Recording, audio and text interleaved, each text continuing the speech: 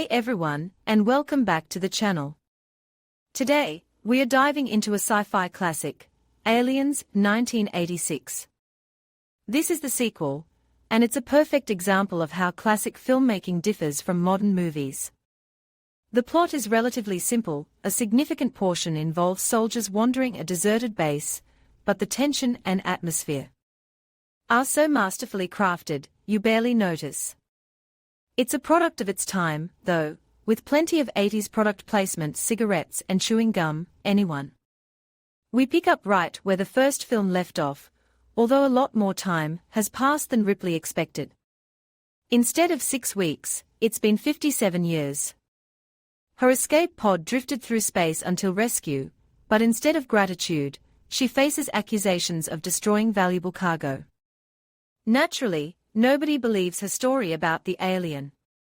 She loses her license and is sent for therapy. At least they didn't jail her.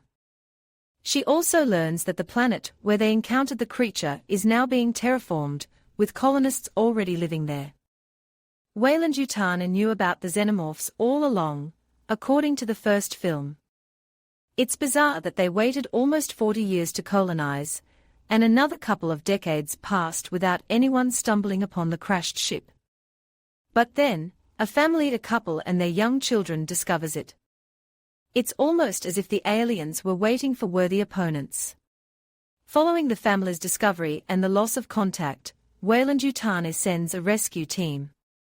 Ripley agrees to go only on the condition that they eliminate the creatures, not study them.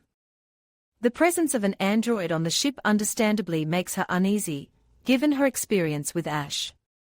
57 years may have passed for the world, but the trauma is still fresh for her. They find the massive base eerily deserted, except for a terrified young girl, Newt. No bodies, despite clear signs of a brutal struggle. Why send a rookie lieutenant, with no established team cohesion, on such a dangerous mission? The answer is simple: Weyland-Yutani knew the risks, and the team was expendable. A robot could retrieve the organism. The military, however, was confident they could handle it. They couldn't. Because sometimes, the kill-everything approach just doesn't work against an unknown, unpredictable threat. They escape the base, albeit with heavy losses, even deciding to destroy it along with the creatures. But then, another disaster strikes. An alien breaches the ship, killing the pilots and causing a crash. They are forced back to the base.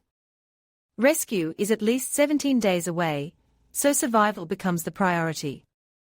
Ripley naturally takes charge, proving herself the strongest, most resourceful, and decisive member of the remaining crew. She also develops a maternal bond with Newt. It feels a little convenient, though strong women succeeding, while men are portrayed as hysterical and incompetent, motivated only by greed.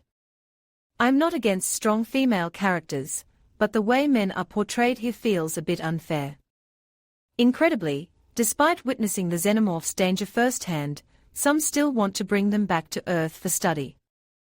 Bishop, being a robot, can be excused, but Burke. He's driven by money. Money in a world without people. It's obvious that neither scientists nor the military can contain the creatures.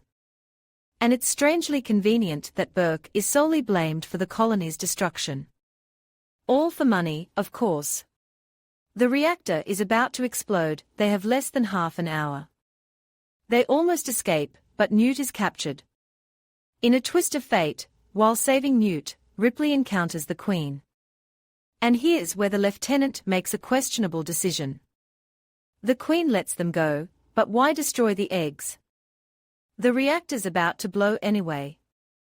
The classic thriller escape ensues, they barely make it off the planet, as the base explodes. But it's not over yet. The Queen stows away on their ship. Ripley's lack of a license turns out to be surprisingly useful, she knows how to operate a robotic loader. She manages to jettison the Queen into space, and Ripley, Newt, the injured Hicks, and a bisected Bishop survive to face whatever awaits them in the third film. So, as I said at the beginning, the plot is simple: but the movie is incredibly effective. It still feels fresh, even today. However, the blatant cigarette advertising and the somewhat unbalanced portrayal of men are undeniable drawbacks. Still, a must-watch for any sci-fi fan.